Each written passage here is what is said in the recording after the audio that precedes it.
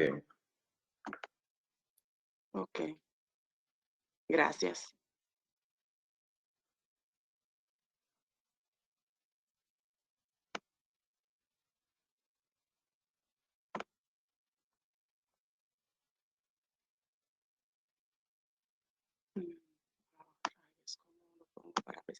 Ok, un momentito.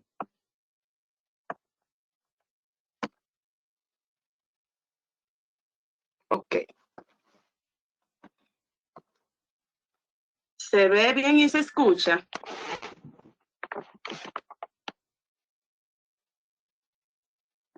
Se escucha bien. Ok, perfecto. Pues Sí, ya se ve.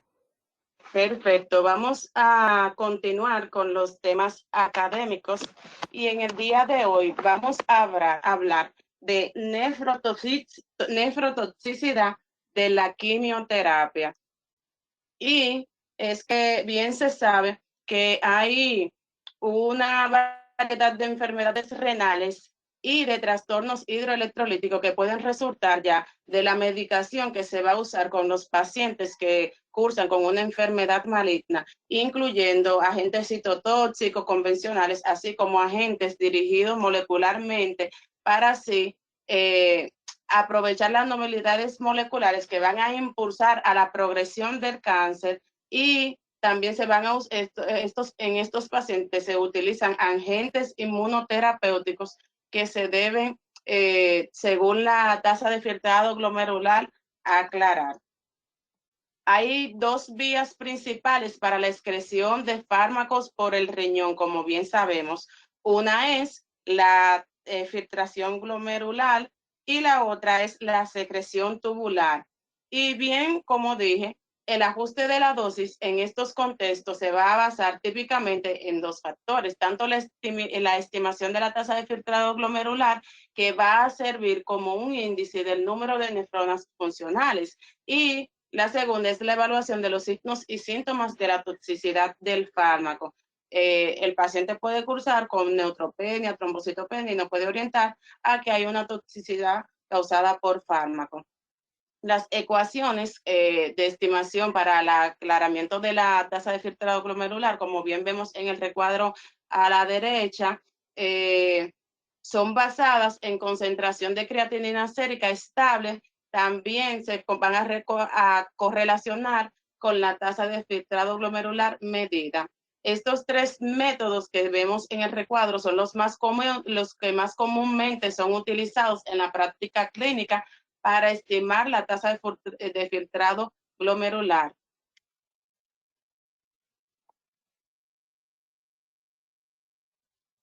Entonces, bien nos dice la literatura que van a haber varios factores que van a potencializar la disfunción renal y van a contribuir al potencial nefrotóxico con frente a los fármacos antineoplásicos. Estos son la depresión de volumen intravascular, que va a ser debido a la pérdida externa o secuestros de líquido, y este es uno de los factores más comunes que contribuyen al potencial nefrotóxico de los fármacos antineoplásicos. El siguiente factor es el uso concomitante de algunos fármacos nefrotóxicos no quimioterapéuticos, como son los antibióticos, como son los AINES y los inhibidores de la bomba de protones. Y también los medios de contraste puede potencializar el efecto nefrotóxico de los agentes quimioterapéuticos. Otro factor es la obstrucción del tracto urinario secundaria al tumor que ya existe. Y el siguiente factor va a ser la enfermedad renal intrínseca idiopática, que va a estar relacionada con otras comorbilidades, como son la edad, como puede ser también el cáncer en sí. Entonces, para los pacientes que se someten a diálisis, se debe considerar algunos aspectos que son, dado que el riñón ya no funciona adecuadamente, puede ser necesario reducir las dosis para así evitar la sobreexposición y la toxicidad del fármaco antineoplásico. También se debe considerar o se debe tomar en cuenta el aclaramiento de los fármacos por diálisis para el momento adecuado de la quimioterapia en estos pacientes que están tratados en hemodiálisis. Y hay fármacos en lo cual una fracción sustancial se va a eliminar mediante la diálisis, por lo que hay que tenerlo pendiente para que este fármaco sea utilizado luego de la sesión de diálisis. Iniciando con los agentes o con los fármacos neoplásicos, vamos a hablar de la bendamustina, que es un agente alquilante que se va a utilizar en el tratamiento de la leucemia linfocítica crónica, y también se va a usar en el linfoma no Hodgkin de células B indolentes. Y esta puede causar insuficiencia renal. Y hay que tener en cuenta que cuando hay una insuficiencia renal moderada, hay que aclarar este fármaco para que no se altere la farmacocinética del fármaco. Los pacientes con un aclaramiento de creatinina por debajo de 40 ml en minuto, las literaturas no hablan ampliamente de si debemos de aclarar el fármaco, pero sí dice que estos pacientes con esta tasa de filtrado glomerular están ubicados en el grado 3 o 4 de la lesión renal aguda más frecuentemente. Según los datos suministrados por el Banco de Información de Estados Unidos, nos recomienda que este fármaco no se use cuando el paciente baje por debajo de 30 la tasa de filtrado glomerular. La ciclofosfamida, que es que su principal toxicidad va dirigida a nivel urológico, va a causar cistitis hemorrágica, y su principal afectación a nivel renal es la hiponatremia. Y esto se va a deber a un aumento del efecto de la hormona antidiurética, que va a deteriorar entonces la capacidad renal para excretar agua, y se va a observar en los pacientes que reciben alta dosis de este fármaco por vía endovenosa. Suele ocurrir de forma aguda y se va a resolver 24 horas después que se interrumpa el fármaco. En la información que nos suministra el Banco de Información de Estados Unidos, nos dice que la insuficiencia renal grave, es decir, el aclaramiento por debajo de 10, tienen riesgo de disminución de la afectación de la excreción renal, y que a nivel plasmáticos altos de ciclofosfamida se puede provocar un gran aumento de la toxicidad, y no se recomienda utilizar este fármaco, o mejor dicho, no hay datos que nos hablen de la reducción del fármaco en los pacientes con tasa de filtrado glomerular bajo, sino la literatura nos habla de que monitoricemos el paciente para detectar algunos síntomas o signos o síntomas de la toxicidad. También hay algunas literaturas o algunos otros datos suministrados por España que nos recomiendan que reduzcamos la dosis a un 25% cuando la tasa de filtrado glomerular esté por debajo de 10. Y otros datos nos recomiendan que reduzcamos las dosis a 10% o 20% cuando la tasa de filtrado glomerular baje por debajo de 55 y 20 ml minuto. Es decir, el 10% si el paciente baja por 55 ml minuto, y el 20% si baja por debajo de 20 ml minuto.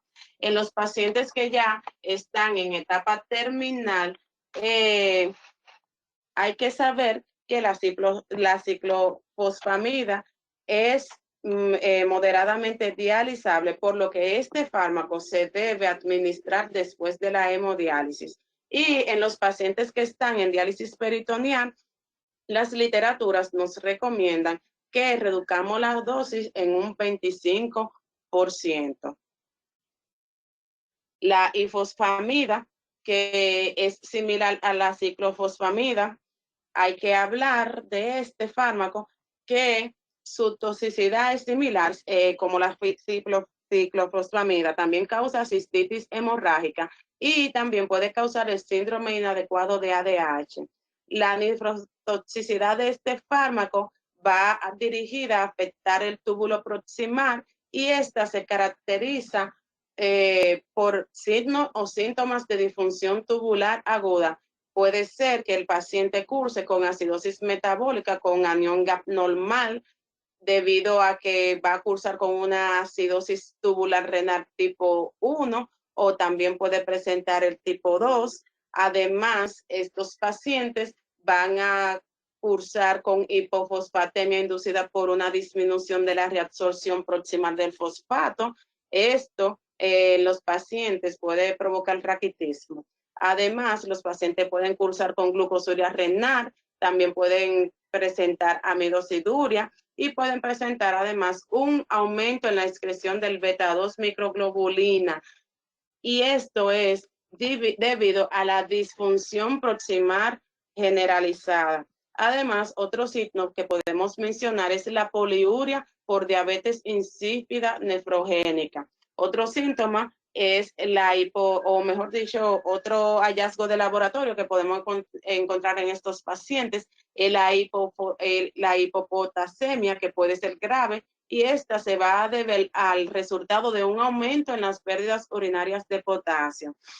En los pacientes que tienen enfermedad renal o una insuficiencia renal, deben ser monitorizados para detectar la toxicidad, y las literaturas nos hablan de que debemos de reducir las dosis del fármaco dependiendo de la tasa de aclaramiento renal, y la literatura nos dice que el paciente que presenta una tasa de filtrado glomerular entre 60 y 46, hay que reducir la dosis a un 20%, el que está entre 45 a 31 hay que reducirlo un 25%, y el que está por debajo de 30 hay que reducirla un 30%. Este fármaco es dializable, por lo que también hay que administrar la dosis después de la hemodiálisis y hay que reducirlo en un 50%. También en los pacientes en diálisis peritoneal debemos de reducir las dosis del fármaco a un 50%. La nitrosoureas que causan en los pacientes una nefritis intersticial crónica de progresión lenta. Esta va a ser generalmente reversible y es generalmente irreversible y puede inducirse mediante un tratamiento prolongado con estos fármacos. Estos agentes, además, pueden producir nefrotoxicidad por alquilación de las células tubulares, y se cree que son responsables de la nefrotoxicidad persistente que persisten en la orina hasta 72 horas después de la administración del fármaco. Los pacientes pueden cursar con proteinuria leve y también pueden presentar una elevación asintomática de la concentración plasmática de creatinina, que puede ser el primer signo de afectación que estos pacientes presenten a nivel renal. Y los siguientes signos que van a presentar son los signos que van a hablarnos de daño tubular proximal, como son la fosfaturia, la glucosuria, la aminosiduria, entre otros. Las literaturas nos recomiendan que para la estreptozocina, que es una nitrosourea, si el paciente está cursando con una insuficiencia renal persistente, no, la literatura nos dice que el fármaco no está contraindicado, pero que durante la terapia, si el paciente cursa con un aclaramiento entre 50 a 10, se debe reducir la dosis en un 25%, y si está por debajo de 10, debemos de evitarlo o tratar la dosis con precaución y debe ser reducida. Entonces, la lomustina, que la literatura nos habla que si el paciente cursa con un aclaramiento entre 50 a 10, debemos de reducir un 25% la dosis, y si cursa con por debajo de 10 ml minuto, debemos de reducirla un 50%. La clofarabina, que es un análogo de la purinas, del nucleócido de la purinas, que se va a ejercer un efecto antineoplásico. Este lo ejerce inhibiendo la síntesis de ADN y también inhibiendo la ribonucleico reductasa. Este fármaco está aprobado para tratar la leucemia linfoblástica aguda en niños, y también se va a utilizar o está utilizado en el mercado para tratar la leucemia mieloide aguda recidivante o refractaria y la leucemia linfoblástica aguda en adultos. La magnitud del riesgo de la nefrotoxicidad de este fármaco aún no está bien investigada, pero en algunos estudios nos hablan que este fármaco los pacientes pueden tener el riesgo de cursar con una lesión renal aguda cuando se utilizó este fármaco. En los estudios ha hablado de que pueden cursar con la lesión renal aguda hasta el 55% de los pacientes tratados con este fármaco. Además, en la biopsia se ha constatado que los pacientes pueden cursar con necrosis tubular tóxica aguda, y esto es probablemente debido a la lesión renal que ha presentado.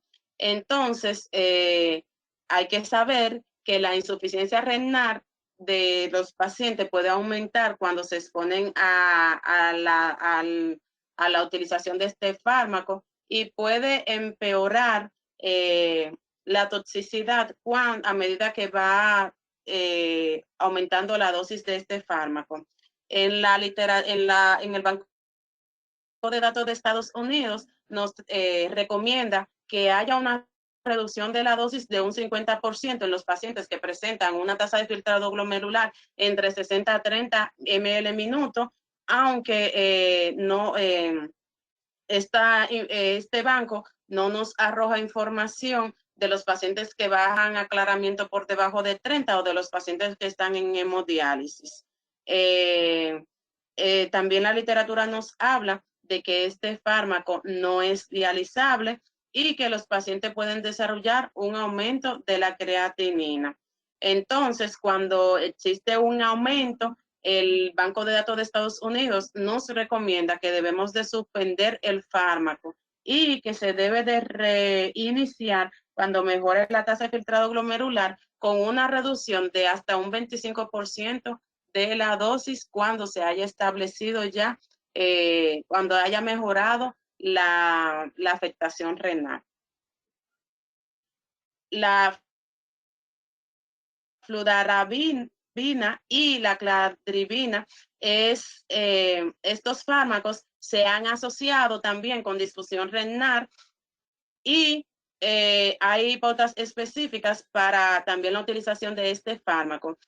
Para el primero, el banco de datos nos recomienda que reduzcamos la dosis a un 20% cuando la tasa de filtrado glomerular está entre 70 y 20 ml minuto, y que no se administre este fármaco cuando haya un deterioro mayor de la tasa de filtrado glomerular. Y otras literaturas nos recomiendan que reduzcamos la dosis a un 50% de este fármaco cuando esté entre 70 y 30 la tasa de filtrado glomerular, y que no se utilice por debajo de 30. En cuanto al segundo fármaco, que es la cladribina, que se excreta principalmente en la orina, los datos nos recomiendan que disminuyamos las dosis a un 25% cuando la tasa de filtrado glomerular esté entre 50 a 10, y que por debajo de 10 la reduzcamos a un 50%. La hidroxiurea, que es un tratamiento que se utiliza para los trastornos mieloproliferativos de la leucemia mielógena no crónica, y también en pacientes que cursan con anemia de células falciformes para así reducir la frecuencia de la crisis dolorosas y de la necesidad y para evitar disminuir la necesidad de transfusiones en estos pacientes. Hay que saber que este fármaco se excreta aproximadamente del 50 al 40% por vía renal y que va a necesitar la reducción de las dosis cuando haya una disfunción renal.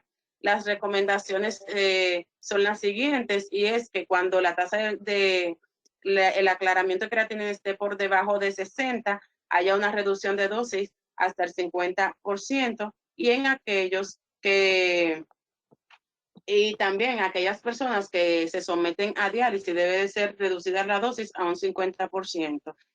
Y esto no depende de si el paciente está en hemodiálisis o en peritoneal, se debe de reducir en un 50%. Y que hay que administrarlo luego de la diálisis, porque es un fármaco dializable. El metotrexato, que hay que saber que cuando hay dosis entre 0.5 a 1 gramo metros cuadrados, este se va a asociar con toxicidad renal, y hay que saber que en dosis altas, es decir, de 1 a 15 gramos, se puede precipitar a nivel tubular e inducir una lesión tubular. En los pacientes que cursan con depresión de volumen y los que excretan orina ácida, esto también corren un riesgo mayor. Entonces, el mantenimiento de una producción de orina adecuada y la alcalinización disminuirá entonces la probabilidad de que se precipite este fármaco, y puede producirse una disminución transitoria de la tasa de filtrado glomerular con una recuperación completa al cabo de 6 a 8 horas luego de la administración del fármaco. Y se dice que la afectación renal está causada, o el mecanismo es la constricción arteriolar aferente o la constricción de las células mesangiales, que van a producir entonces una superficie capilar glomerular reducida y una perfusión o una presión de capilares glomerulares disminuidas. Las literaturas nos sugieren que cuando haya un aclaramiento de creatinina por debajo de 80, se debe de reducir la dosis a un 25%. Cuando esté por debajo de 60, se debe de reducir a un 40%, y cuando esté por debajo de 50, se debe de reducir un 50%, y que cuando baje por debajo de 50 ml minuto, entonces se suspende el fármaco. Entonces, hay que saber que este fármaco tiene una eliminación incompleta por la hemodiálisis, ya que se une a proteínas y por lo tanto no es fácilmente dializable. Y hay que saber que los pacientes que reciben metotrexato oral en dosis baja y se someten a hemodiálisis o diálisis peritoneal, la literatura nos recomienda que haya una reducción de la dosis entre un 50 a un 25%, y que se administre el fármaco siempre después de la dosis.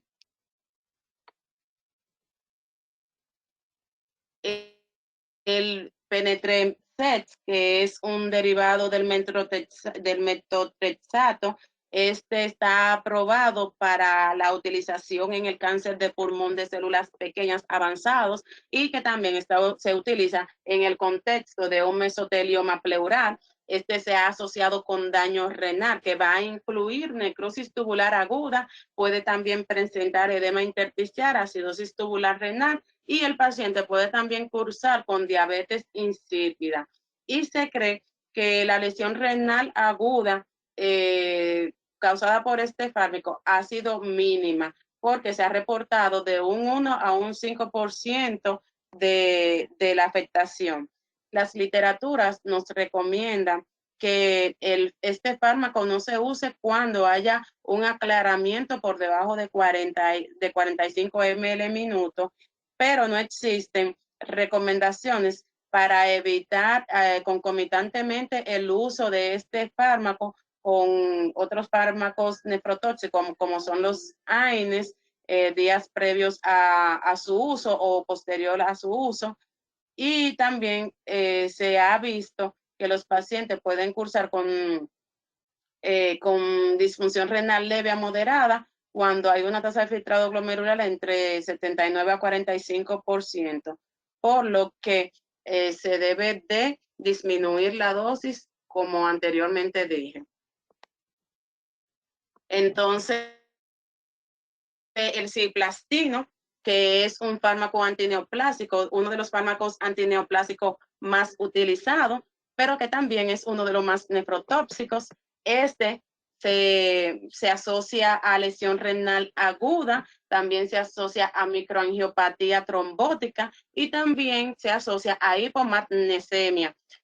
Puede también presentar disfunción tubular proximal y pueden cursar también con anemia. Y esto no va a guardar relación o proporción con los efectos mielosupresores del fármaco. La hidratación en los pacientes que utilizan este fármaco es esencial para prevenir la nefrotoxicidad inducida por el cisplastino. Nos recomiendan las literaturas que para la utilización se requiere realizar la creatinina para la administración de la dosis completa, y las literaturas nos hablan que no se recomienda, o mejor dicho, la literatura o el Banco de Datos de Estados Unidos recomienda que no se administre ciclos repetidos de cisplastino a menos que la creatinina sérica baje por debajo de 0.1 en aquellos pacientes que tienen una creatinina por encima de 2 miligramos por decilitro. O aquellos pacientes que tengan un boom por encima de 25 miligramos minuto, debemos de evitarlo y esperar que baje este boom para poder utilizar el fármaco. Las terapias o las pautas para administrar este fármaco nos dice que hay que utilizar una dosis reducida en los pacientes con insuficiencia renal, aunque todavía no hay muchos datos o no hay datos extensos que nos hablen de una dosis exacta en el Banco de Estados Unidos para hablar de una reducción o de un valor de reducción, aunque hay otras literaturas que nos dicen que podemos reducir la dosis a un 25% en aquellos que tienen un aclaramiento entre 60 a 46, en aquellos que tienen un aclaramiento entre 45 a 30, debemos reducirlo en un 50%, y hay algunas otras pautas que nos dicen que podemos administrar, que el ciplastino se puede administrar en los pacientes con insuficiencia renal aún más grave, recomendando la disminución de la dosis hasta un 25% en aquellos que tienen un aclaramiento entre 50 a 10 y una reducción de un 50% en aquellos que tienen una disminución por debajo de 10. El carboplatino, que con este fármaco, la literatura nos habla que se ha informado casos de lesión renal aguda en los pacientes que han sido previamente tratados con este fármaco, y esta lesión va a conducir a una necrosis tubular aguda, que es el mecanismo principal por el cual que explica la nefrotoxicidad causada por este fármaco, y que también el uso de este fármaco puede causar pérdida de magnesio a nivel renal. Las literaturas nos recomiendan que haya una reducción de dosis basado en la función renal, y es que el paciente que curse con un aclaramiento entre 59 a 41 se reduzca la dosis se dé una dosis, reducir la dosis inicial de 300 a 360 miligramos por metros cuadrados, y que el paciente que curse entre un 40 a un 16 de aclaramiento, se va a reducir la dosis inicial a 200. Y el paciente que tenga un aclaramiento por debajo de 15, la literatura no recomienda utilizar este fármaco. La talidomida, que se metaboliza principalmente por hidrólisis no enzimática, se utiliza en el mieloma múltiple. Se ha reportado casos de hasta un aumento del 50% del valor de la creatinina cuando los pacientes utilizan este fármaco, y la lesión renal que se ha atribuido a la progresión de la enfermedad subyacente más que a la toxicidad por el fármaco. Y el uso de este fármaco no se ha asociado con una lesión renal aguda clínicamente significativa que se pueda asociar al uso del fármaco. Hay datos también de que este fármaco puede causar hiperpotasemia, que no se explica en estos pacientes que cursan con un mieloma tratado con este fármaco. Y la literatura nos dice que no es necesaria el reajuste de dosis a los pacientes que cursan con insuficiencia renal, incluyendo aquellos que están en diálisis, pero que es necesario vigilar de cerca los valores de potasio en los pacientes que se esté utilizando talidomida. El Calbocil-Sovit, que la farmacocinética y la seguridad de este no se van a ver alterados, no afectan o no causan una insuficiencia renal persistente, incluso en aquellos pacientes que ya están en hemodiálisis. Y los datos nos dicen que no se requiere un ajuste de dosis para los pacientes con insuficiencia renal leve, moderada o grave preexistente, incluyendo, como bien dije, aquellos que están en hemodiálisis, pero que se debe administrar de forma segura en los pacientes, que se puede administrar de forma segura en los pacientes que cursan con un aclaramiento por encima de 15. Aunque no existe mucha literatura que nos hable de reducción de fármaco en los pacientes con insuficiencia renal. Pero hay que decir que para los pacientes que desarrollan toxicidad renal durante el tratamiento con este fármaco, la base de datos de Estados Unidos nos recomiendan que hay que ver si la creatinina sérica elevó 2 veces el valor inicial, y si el aclaramiento disminuye por debajo de 15, hay que disminuir el 50% del valor inicial, porque si disminuyó 50% del valor inicial del aclaramiento, este fármaco se debe suspender la dosis y entonces se debe monitorizar la función renal. Y que si la toxicidad renal que cursa el paciente es atribuible al fármaco, entonces se debe de reanudar la dosis cuando la función renal haya mejorado en un 25% del valor inicial, y se debe reanudar la dosis con una reducción del nivel, con una reducción de la dosis de la primera que se utilizó.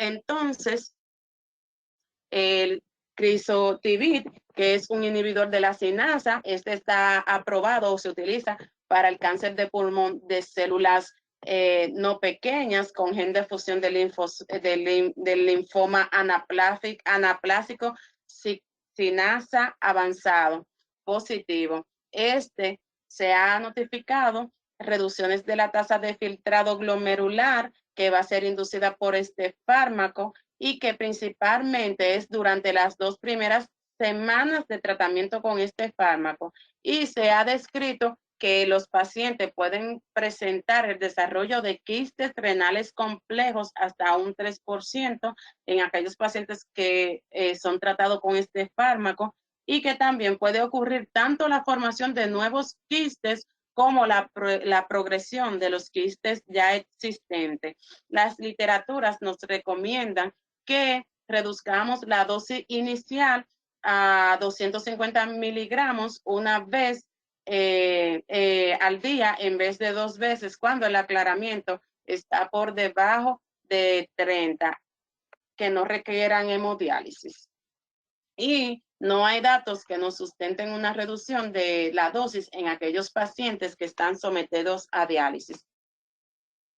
El imatinib, que es que se utiliza tratado, que este es un fármaco que se utiliza para los GIF, se ha descrito una lesión renal aguda y crónica también en los pacientes que utilizan este fármaco, y también se ha visto que hay una reducción de la media de tasa de filtrado glomerular hasta que en la literatura o en un estudio que se realizó hasta 2.77 ml minuto por año se ha visto que ha habido una reducción o una afectación en a nivel renal.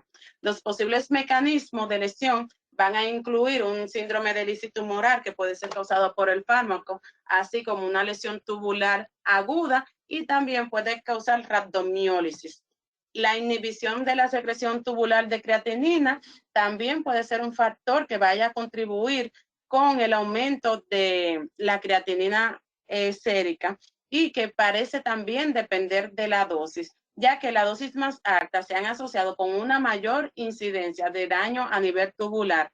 Estos pacientes que son tratados con este fármaco también pueden cursar con hipofosfatemia, por lo que cuando se esté utilizando este fármaco hay que monitorizar los niveles de fósforo en sangre. Las literaturas nos recomiendan que la modificación de la dosis inicial para los pacientes que cursan con una lesión o con una insuficiencia renal leve a moderada, que se deba reducir el fármaco o bien eliminar el uso del mismo. Entonces, el benurafevib y la dabrafenib son potentes inhibidores del dominio quinasa en el HELM-BRAC mutante, y estos están ambos aprobados para la utilización del melanoma en los pacientes con melanoma avanzado, cuyos tumores van a contener una mutación del HELM-BRAC. Y se ha notificado que hay una disminución del aclaramiento en estos pacientes tratados con benurafenib, que puede ser o que se puede producir en los primeros meses del tratamiento, y que se va a deber a la inhibición de la secreción tubular de la creatinina. Y este efecto es reversible cuando se interrumpe el fármaco. También se ha notificado que estos pacientes tratados con benurafenib pueden cursar con una lesión renal aguda, y que también se ha reportado casos de síndrome de Fanconi. Los datos no nos arrojan ningún dato, los bancos de información no nos arrojan ningún dato que nos hable sobre el ajuste de dosis cuando los pacientes cursan con insuficiencia renal leve a moderada, y tampoco nos arroja datos de los pacientes que están en hemodiálisis. El tensirolimus es un inhibidor competitivo de LMR-TORN. Este puede causar glomerulopatía, además de una necrosis tubular aguda en los pacientes, y se elimina hasta un 5% a nivel renal, y las literaturas o los bancos de información tampoco nos hablan de que es necesario reajustar la dosis cuando los pacientes cursan con una insuficiencia renal o que estén en hemodiálisis. El olaparib, que está aprobado en el tratamiento de cáncer de mama con mutación BRCA, también está aprobado para el cáncer de ovario epitelial recidivante sensible al platino, y como terapia de mantenimiento para el cáncer de páncreas en los pacientes que tienen mutaciones BRCA1 y BRCA2 que no ha progresado después de la quimioterapia con platino. Se metaboliza mayormente en el hígado, pero hasta un 44% se excreta a nivel por la orina. Se ha informado que ha habido con el uso de este fármaco un aumento de la creatinina de un 25 hasta un 30%, pero que las documentaciones nos hablan que todas han sido leves, por lo que los datos de Estados Unidos nos recomiendan que haya una reducción de la dosis en los pacientes que cursan con insuficiencia renal moderada, es decir, una creatinina, un aclaramiento entre 50 a 31%. Y nos sugiere que no utilicemos el fármaco cuando la enfermedad renal crónica empeora o cuando el paciente está en etapa terminal. En este recuadro ya es un poquito más simplificado de la nefrotoxicidad causada o relacionada con fármacos, donde nos habla del síndrome renal o de la clínica renal que va a explicar, o mejor dicho, que va a presentar cada paciente, así como vemos la citología renal y la prevención de lo mismo. De este cuadro, lo único que voy a destacar, porque ya los otros han sido mencionados, es la mitomicina, que va a causar una lesión renal aguda, así también el paciente puede cursar con hematuria e hipertensión y proteinuria. Y a nivel citológico, vamos a encontrar que el paciente puede presentar una microangiopatía trombótica y la prevención con este fármaco aún no está disponible. Ya también de esto le mencioné la mayor parte. Sí, tener pendiente que los alcaloides de la vinca va a causar hiponatremia, es decir, un síndrome inadecuado de ADH. A nivel de histología, generalmente no existe ningún hallazgo específico y que la prevención, aún no hay una prevención específica para este fármaco. Ya estos también se lo he mencionado. Es ya un resumen de todos los fármacos anteriormente mencionados para que fijen la lesión que va a presentar y así lo que podemos ver a nivel histológico. De este recuadro, destacar al rituximab, que va a causar un síndrome de lisis tumoral, una lesión renal aguda, y a nivel histológico vamos a ver una nefropatía cristalina que puede contener ácido úrico, y a nivel de la prevención podemos hacerlo con agentes hipouricemiantes como es el allopurinol y con líquidos endovenosos. Aquí en destacar los interferones que pueden causar lesión renal aguda, así como una proteinuria en rango nefrótico. A nivel histológico vamos a ver una glomerulosclerosis focal y segmentaria con microangiopatía trombótica. La interleucina 2, que puede causar una lesión renal aguda, así como un síndrome de fuga capilar, y la prevención de esta se va a hacer con líquido endovenoso.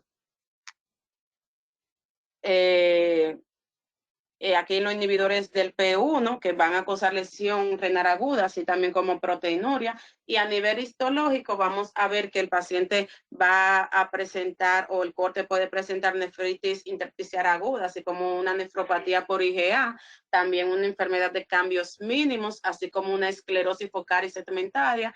Va a haber glomerulopatía por C3 y una glomerulonefritis membranosa. Puede cursar, podemos ver a nivel del corte. El el soledronato puede causar lesión renal aguda o síndrome nefrótico, y a nivel de histológico vamos a ver una lesión tubular aguda con glomerulosclerosis focal y segmentaria, que es raro verlo en el corte, y la prevención se hace también modificando o ajustando la dosis a la tasa de al aclaramiento de creatinina. El pamindronato, que va también a causar los mismos,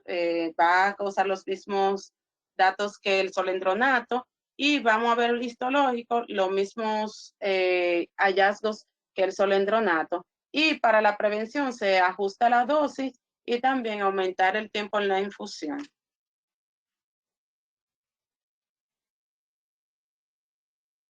Hablar también de que que podemos ver trastornos glomerulares que también están asociados al uso de la quimioterapia. Y hay que destacar que en los bifosfonatos podemos encontrar una glomerulosclerosis focal y segmentaria colapsada, y se ha asociado con la exposición a alta dosis de los bifosfonatos endovenosos, en particular con el pamindronato, como anteriormente les mencioné, y se suele presentar también un síndrome nefrótico una insuficiencia renal, y las literaturas nos recomiendan que se suspende entonces el bifosfonato hasta que mejore la función renal, pero la mayoría de los pacientes van a quedar con una afectación renal residual y que va a ir en progresión a medida también que aumente la enfermedad subyacente. En los interferones se han asociado a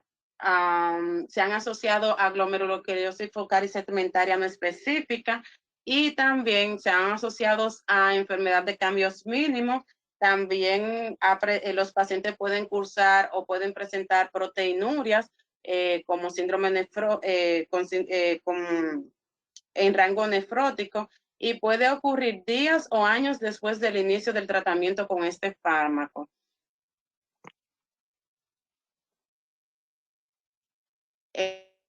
Este recuadro nos cita todos los fármacos que requieren dosis reducida la dosis reducida ante una insuficiencia renal. Todos estos fármacos antineoplásicos. Entonces, hasta aquí ha sido mi exposición. El tema ha sido extraído de esta literatura, y la frase de hoy es: nuestra recompensa se encuentra en el esfuerzo y no en el resultado. Un esfuerzo total es una victoria completa. Mahatma Gandhi. Es cuanto.